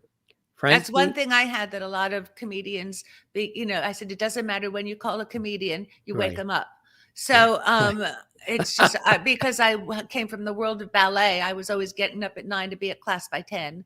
And, yes. I was always doing things. It's, again, better to do than not to do. Better to do than not to do. Quick comment here, or a question from Frank D. And Frank D had asked, this makes sense too. Were you ever approached to work on a Sondheim show because your wry wit and musical chops would make you an ideal The Ladies Who Lunch thespian? That's my very, very favorite show company. I used to, when I lived in New York, I used to go see shows every night go on the two for board. And that was never on the two for board, but I got standing room where they didn't have regular, things. And I would go see that. Well, because I was in Follies, which was a Sondheim show, I was very fortunate to be in that. And I, we had a Follies reunion. I think it was a 50-year reunion, and we all did it by Zoom during the pandemic. And Stephen Sondheim came on, and with all the people that I knew from when I was in Follies, and I was talking to Stephen Sondheim in Zoom, and it was such an honor because boy, he was a genius. But I kind of left my Broadway ambitions. I let them go astray when I started comedy, and after I was in comedy and I was doing pretty well, and it was about, I guess, 6 or 8 years ago, somebody asked me to do a really big part in a Broadway show, and I would have killed to do that when I was just starting on Broadway and doing that, and I said, no, I do have a daughter and I have a husband, and I'm not going to relocate them to New York to do a show like that. It's too disruptive. But I was really flattered that somebody asked me to do it. You mentioned it's sort of like a theme in the book as well, where yes has always been Yes yes. is better than no. Right, But at exactly. that point, I couldn't, because I had so many commitments too in my stand up. Yes. It didn't make sense for me anymore to do a show every night. And I just didn't want to relocate my family. It's beautifully said. My family comes first. And that's always been the mantra Mhm. for Rita Rudner, Yeah. which is refreshing and beautiful and the way it should really always be. Members of your family, I know you, like you say, was an interesting childhood growing up, but did they get to see the success and everything that has happened for Rita? My dad did. My mother, of course, died when I was very young, but my dad he wasn't a Broadway person. And even though it was very hard to get into Broadway shows, and I think he was proud that I got in Broadway, he hated to go to the shows. He just said, Rita Rudner, don't get in, Rita, please don't get into another Hal Prince show. You know how hard it was to get into a Hal Prince show? Could you not get into one of these shows anymore? It's like, He was like, he liked football and he just didn't want to go to Broadway. So wait, no. I can't do it. Okay, now I'm leaving it alone. So, but when I got into comedy, he loved it because he could stay home and watch it on television. And he was very lazy. So comedy was his favorite thing. And he never thought it would be a comedian. So he was very proud that I did that. that's fantastic. Mhm. That's great. So the comedy did it.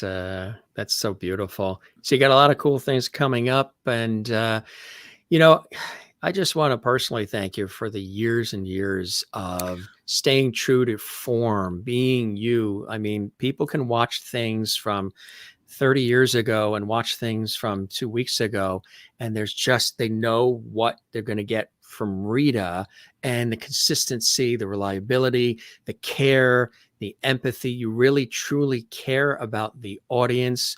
It's not easy to be an audience. They have to get dressed. They have to get into traffic. They have to find a parking spot. They have to sit next to a stranger. I'm really honored that they bothered to come out to see me. So let me thank them all right now. Thank you. That's right. Maureen says, family comes first. I love that. My mom's motto, family, faith, food, and fun. We carry on her legacy 3 years after her passing. Beautiful. Agreed. Thanks for sharing that. Chris, did you ever work with Broadway producer George Abbott? No, I worked with, let's see, who were the producers of my shows? David Merrick. And, because you never really see a producer. No. I worked with, I don't know who Hal Prince and Michael Bennett, I guess, were the producers of some of the shows I did. But you get like Martin Charnin was the director and Peter Gennaro was the choreographer of Annie. So I knew the directors and the choreographers, and the only producer I was even aware of was David Merrick. Fantastic. Thanks for sharing all of this time with us. Well, thank you. And thank you for spending your time with me. Oh, the pleasure is all mine. Congratulations on the book, too. Again, I know it's a labor of love for you, Rita. And it was just something I wanted to do. that's just when I want to do something, I do it because you know why? Other people can do it, so I can do it too. Exactly right. I hope that you enjoyed the time with me as much as I have with you in the show. And you're wearing pink, and I really appreciate it. This was, or is it mauve? Have we pinky purple, which purple is my new fave. I hope you enjoyed the time with me as much as I absolutely have with you, Rita. You're truly an iconic treasure. You're a wonderful talent, a beautiful person and soul inside and out, and just a pleasure to have a conversation with. Well, thank you so much. You have a wonderful rest of your day. And thank you, all of your audience, for listening. All the lovities from around the world. And thank you to Martin as well for working with us. I'll be seeing him later. You got to finish off the leftover quiche. Yeah, you're not kidding. You take care, and congratulations on everything, Rita. It was a blessing and a pleasure. Thank you so much. Good night. Bye-bye. Good night. Rita Rudner here on the Jim Masters Show. Was that not amazing? There is the book again for you, gang. We really appreciate her being here. She is truly an American treasure in the comedy world. Maybe you forgot or didn't know that she, started out on Broadway. She packed her bags, left Miami, Florida, her home, and went to New York to strike out as that. Look at that shot, huh? Talk about agility. She's amazing. And if you just go back and you look in the archives, I was doing that as well. I was watching and rewatching some of her incredible stand-up routine, her guest appearances on all the major talk shows. She was funny how she was talking about her hair. The ability that she has to be so consistent, so authentic, so real, witty, dry, responsive. She observes what she talks about are the crazy things in life, the idiosyncrasies of everyday living and getting through life, and some of the craziness, the things we get worked up about, the things we get all hopped up about, like a trip to the DMV or something like that. And she delivers it in a way that is so connecting, so relatable. And that's what I was stressing to her, because I really wanted her to know. And sometimes when you're a host, because as you guys know, I work in television and radio professionally, and I do this kind of work, for money professionally. And sometimes, when you have an opportunity to have somebody grace your presence, like Rita Rudner did today, as much as being the host and producer and all of that, I'm also a fan of her work, and I always have been. So it was an extra delight to have this time to talk about some of the amazing experiences that Rita has had in her epic and ongoing career, the people she's worked with, the things that have inspired her, the ups and the downs. If you notice, she didn't say everything was just, if you look at Rita Rudner, or you just hear the name, you're probably like, oh my God, I've seen her everywhere. She's been on everything. She's still around doing all of this incredible comedy. She must have just went, whoosh.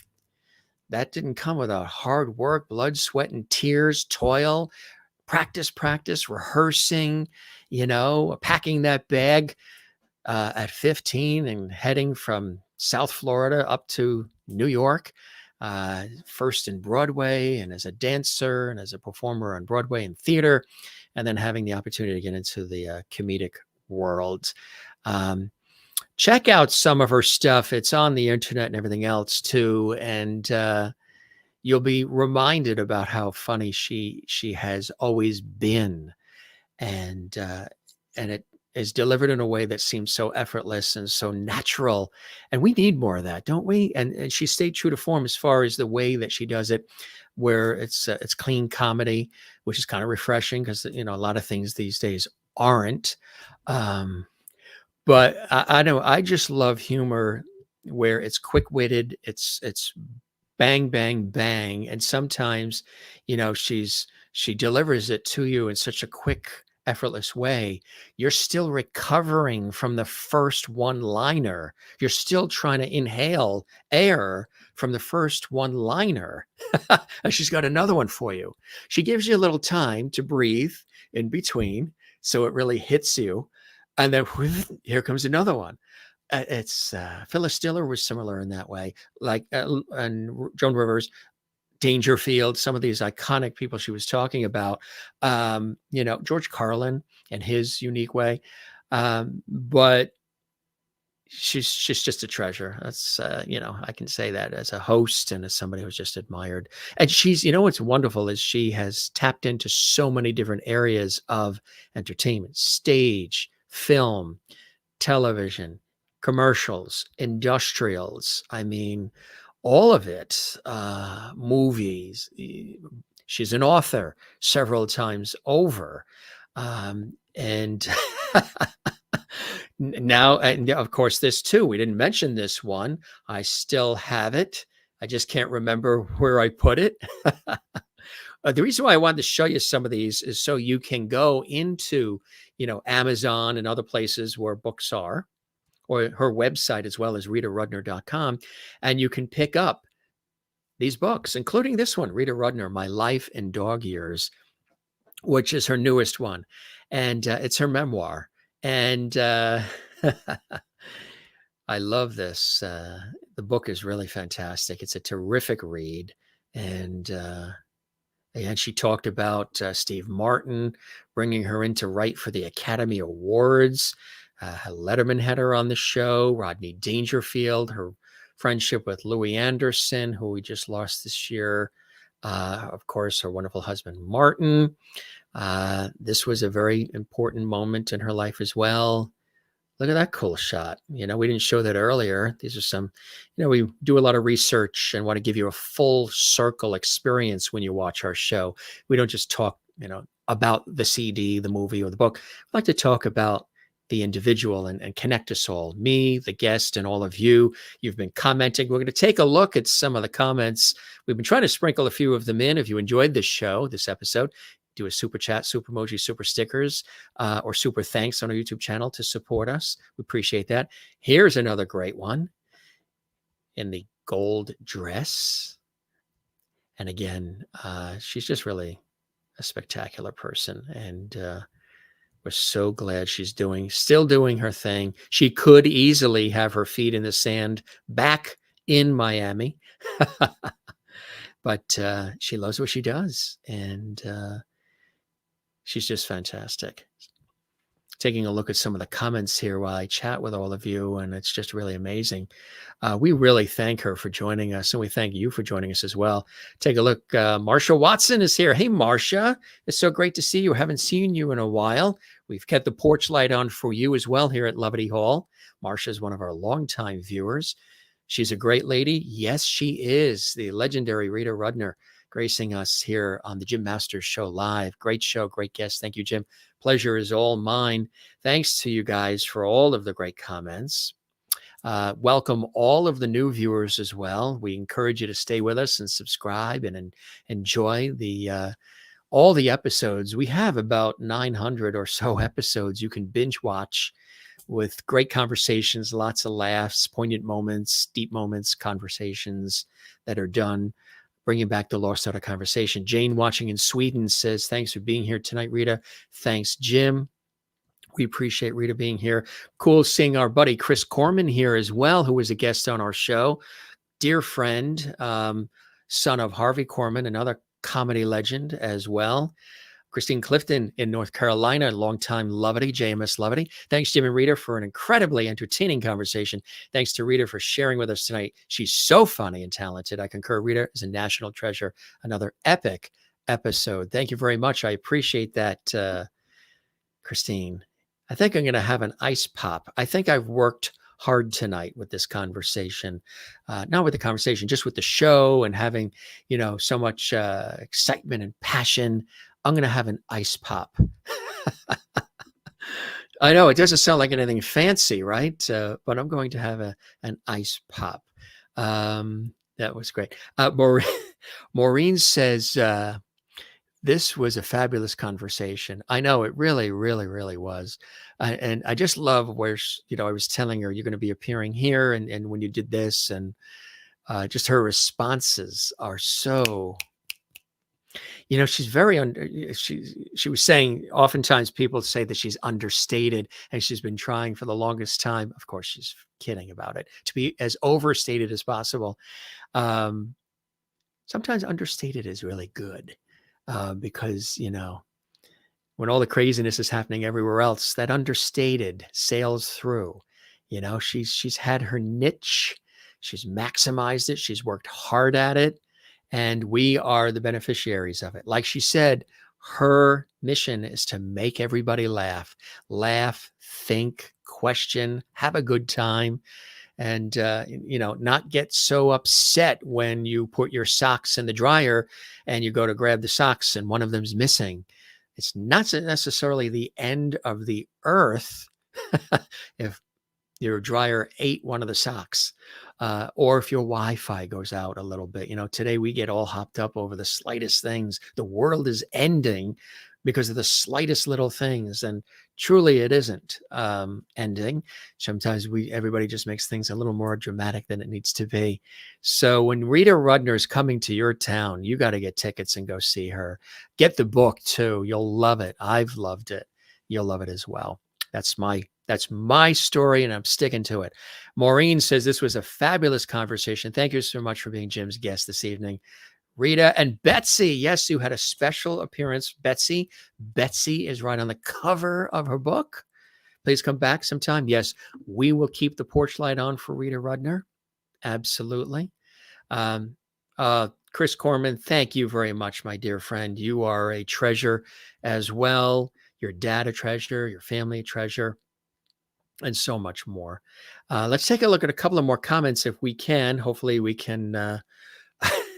Oh, the blender. See, now you're going to think about the blender. Wasn't that a funny story when she was talking about the blender going off as she's delivering her lines, the punchlines, when she was in New York? I think that was hilarious. RitaRudner.com again is the website to check out. This was really a terrific conversation, just on so many different levels. I want to take a look at a few more comments here. Don't forget, gang, before we look at a few more comments, before we wrap things up, if you enjoyed this episode, give it a like on our YouTube channel. There's a thumbs up there. Click thumbs up. Leave a comment for us as well here on the Jim Masters Show Live series on our YouTube channel, Jim Masters TV. If you enjoyed this episode as much as I did, and as much as Rita did joining us, and viewers and lovedies have, then leave a comment for us on our actual YouTube channel. I would really appreciate that. We all would here at the show. That helps us grow and also connect with more people, because then YouTube takes the episode and they expand the viewership even more when you give it a thumbs up, like, and when you leave a comment. And we really appreciate that. And those of you who have been doing it, and don't forget to subscribe to the YouTube channel as well. That is Jim Masters TV, the channel you're watching this on right now. And just hit the red subscribe button. There is no cost for that. No cost. You just click it and you're a part of the Jim Masters Show, or as we say, JMS Lovely family. Gang, let's look at a few more comments here. I know the comments have been fast and furious. We really appreciate them so very, very much.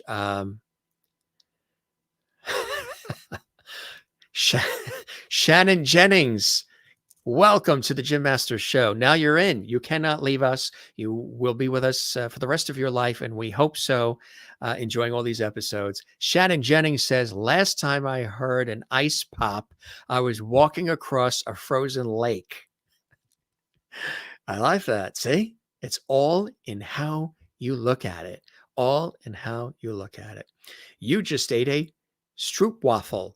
If you don't know what that is a Dutch treat. And when I was on a couple of television shoots for some other TV shows that I do, a travel show, one of them was for a travel show, and one of them is for a TV news magazine show that I co-host with Doug Llewellyn, who hosts The People's Court. And stroopwafels are everywhere. Stroopwafels are everywhere. It's a very sweet, but a delicious Dutch dessert. Merlin says, thank you for inviting Rita. The pleasure is all mine. It's 2:41 a.m. in Sweden, where you are, Jane. Thank you very much. Time to eat and relax. We ate already. Yes, we had a nice chicken dinner. And Rita told you what she prepared. No pictures. Rita's not going to show you pictures of her food on social media. No. She'll tell you about it, but she's not going to show the pictures. There's enough people's pictures of food out there. Hey, speaking of all that, I don't know if you saw her on our social media. I think we still have to put it on Instagram and Twitter, but we put it on Facebook. Last night, I had the great honor and pleasure of being invited by one of our previous guests, the incomparable Felix Cavalieri, who you know from the legendary music group, The Rascals. He and, of course, Gene Cornish performed live. They are on tour. Their music is incredible. It's a beautiful morning, or, grooving on a Sunday afternoon. Countless hits. We even forgot about how many hits they had. Good, feel-good music. Everybody was on their feet. Everybody was happy. It was a terrific concert. They are touring the Northeastern United States right now with their Time. What is it? The Time Peace Tour. Yeah, Time Peace Tour. And it is really, really cool. And Felix invited me, and we brought others with us, part of our posse, and good friends and more. And they went, and we had a great time. And then Felix wanted us to go backstage to see him, to see Gene, and to see other bandmates. And we got a chance to go backstage. We were at the College Street Music Hall, which is in New Haven, Connecticut. And it was sold out, and it was a fantastic night. So we got a chance to see Felix, see Gene, see the band perform. They were an amazing. It was an amazing night. And then we got a chance to go backstage in the VIP area, because Felix invited us and Gene to come and see them and say hello. And Felix loved being on our show. He loved the conversation we had last March. And if you didn't see that episode, it's archived right here on the YouTube channel, Jim Masters TV. Let's see, what else do we have here? Um, this is an interesting question. This would have been a good question for Rita. Jim, I have a question for you. What do you do if someone ignores you without telling you why they ignore you? Well, then I don't know if you really if they're ignoring you, but they're not telling you that they're ignoring you. I think you kind of get a little sense of it because when you send your Christmas card and they don't send one back, when you call and they don't call back, or maybe they're not ignoring you, maybe they're just very busy. Maybe they have a lot going on in their life. Maybe they are being pulled in many directions. Maybe they're not well. Maybe they have an illness or they're dealing with something. So you never really know if they're ignoring you because they're not telling you that they're ignoring you, if that makes any sense. But maybe there's things that are happening in their life, or they have a million things they have to tend to. So they're not ignoring you on purpose. So they don't mean to ignore you. It's just that they have things in a certain priority and they got to get things done. That's all. I don't know.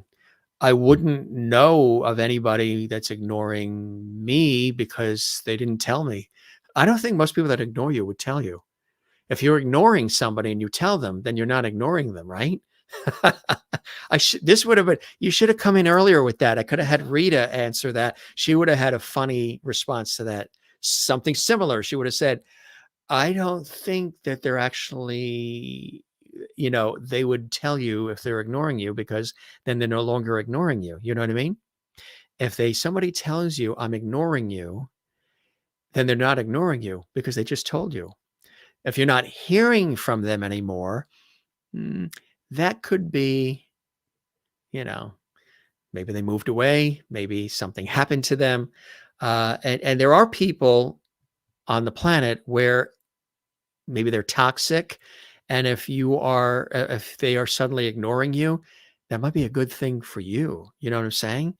That they sort of took themselves out of the equation, and maybe you were being extra nice and uh, you were just being nice and still kept them on your Christmas card list or whatever, but they sort of now took themselves out of the picture. Sometimes that cleansing could actually be a good thing. So it's all in how you look at it, Jane. It's all in how you look at it. Christine says, such a fun show. Good night, Jim and Lovelies. Relax, take care. Till next time. Hey, gang, we have extraordinary guests that are coming up. I am so excited about the guests that are coming up as well. I just want to show you a few more, and then we'll take a look at a few more comments here on our Rita Rudner episode of the Jim Masters Show Live series. Tomorrow, we've got an extraordinary guest, Chris M. Alport, actor. He's a tenor. Yes, he's got an incredible voice artist, director, and producer. He's going to be with us tomorrow. Another incredible talented performer, David Carr Jr., who has performed with them all. He's a legend, saxophonist and composer, is going to be with us on Tuesday. On Wednesday, we have award-winning actress and humanitarian Erica Hubbard. She was in My Perfect Wedding and a lot of incredible movies and shows and so much more. She's with us on Wednesday. We're so excited about that. And so many other guests. One more time, we thank the incomparable Rita Rudner, comedy legend, author, and so much more for joining us here. Producer, Rita Rudner, gracing us here on the Jim Masters Show live series. We really loved having her here, and of course love having you guys here as well. If this is your first time stopping by the Jim Masters Show live series, thank you very much. I did wear this color purposely because she did say pink or pinkish is sort of her favorite shade. In doing my research, I noticed that she had said that. She's also loving some purple, so we got that kind of going in the background as well for Rita and for all of you. Let's take a look at a few more comments coming in here, and we will see what's going on. And let's see.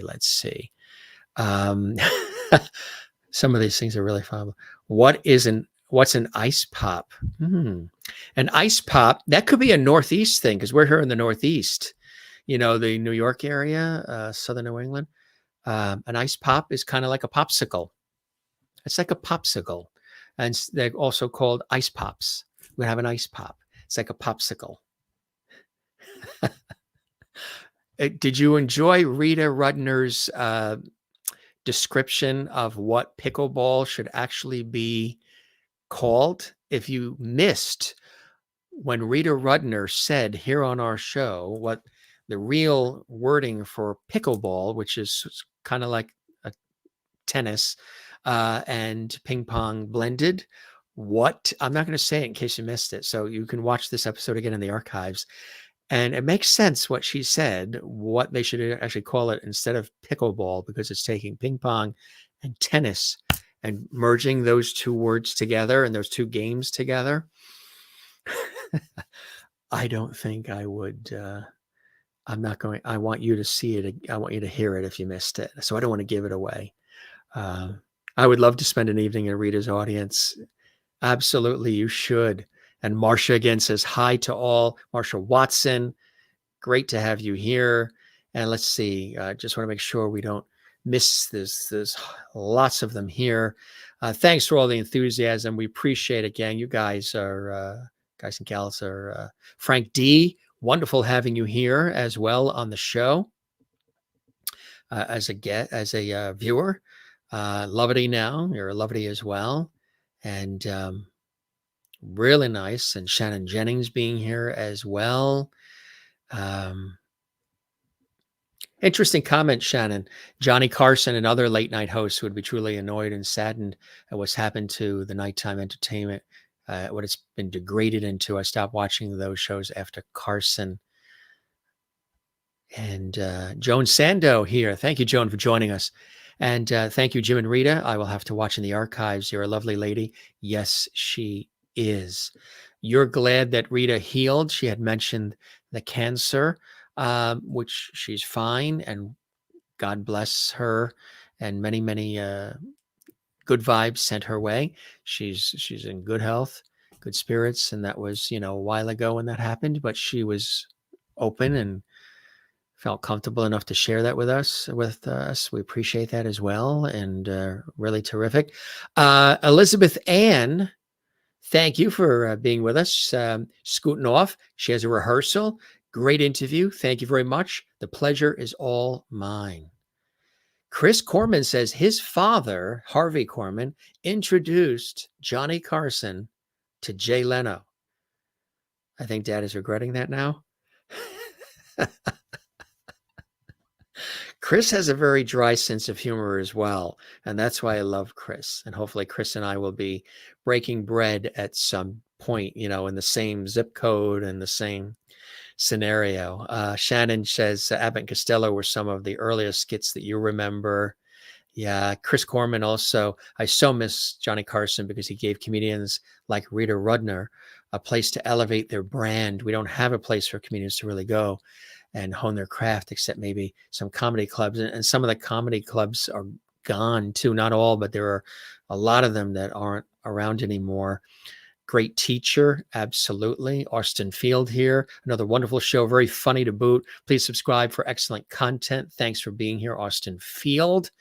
I love badminton too. We grew up with a badminton set and net and all of that. We played badminton in our backyard, and we loved it. And we absolutely loved it. I love badminton. I also love volleyball. I love volleyball. Sand volleyball, of course, on the beach. I once worked for a radio station where every Friday night at the end of the busy work week, we would all meet for dinner on the beach, and we played sand, all the employees, on-air people, news people, salespeople, management. We would play volleyball on the sand right along the ocean. It was really, really nice. Loved it. Elizabeth Ann says she tried learning mathematics, but it didn't stick. We have a lot of funny people in our audience here, and I love this. Gowns in the 80s were gorgeous. Shannon says you don't have to drop cuss words to be funny. I agree. You do not have to. You don't have to. Phyllis Diller, Dangerfield. Yeah, you don't have to. Yes, the book that Joan Rivers wrote. Joan Rivers originally from Larchmont, New York. Yes, Rita Rudner, jokes that stand the test of time. Like she said, she likes humor that has a longevity to it. Yeah, very sensitive today. Comedy has changed, but still, when you look back at the previous comedians, very, very funny. Um, yeah, I love that. Cool stuff. You guys are great. Look at all these comments here. Sometimes they zip away before we get a chance to even see them all. But really, really nice stuff. This is great. Gang, we love you all. Thanks for being with us. Look at all of this. Wow. Thank you very much. Pam Stubbs was here.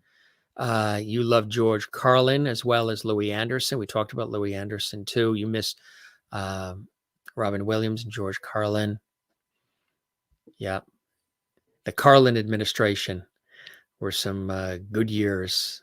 Very funny as well. Merlin had asked, she's a singer-songwriter. Her daughter is a singer-songwriter. And cool stuff. This was really great. If you enjoyed it, let us know. Leave a comment on our YouTube channel again. Louis, it was good to see you as well. And Pam was laughing throughout the episode as well. Yeah, we could have gone a lot longer, but I didn't want to go too long because they've had a long day. Her husband was up at 6 a.m. There was somebody that they were going to pick up at 6 p.m. coming from Australia, but it turned out it was supposed to be 6 a.m. So they had to get up at 4 a.m. to get the person coming from Australia at the airport at 6 a.m. instead of 6 p.m. Because initially Rita had mentioned there was a luncheon at the house where she made the 3 different kinds of quiche, which she shared with us, and then they were going to have to go to the airport for 6 Pacific time. You know, we're Eastern time here on the East Coast of the U.S. She's on the West Coast in Laguna, LA area. And they were going to be going to the airport, but then they realized yesterday that it wasn't supposed to be 6 p.m. tonight. It was supposed to be 6 a.m. to get the friend from Australia. So they did that already. And food is a great incentive. Yes, it is. Yep. Wow, somebody, whew, cool comments. Thanks very, very much, gang. The blender memory. Yeah, isn't that cool? I tell you, sometimes when you work in the room, you got to take whatever's around you and just work the room to the best that you can. Thanks for all of this. Anybody new, I'd love to know where you're watching from, if you're still there. Judy Tenuta, yes. I forgot to mention that to her. I'm going to shoot her.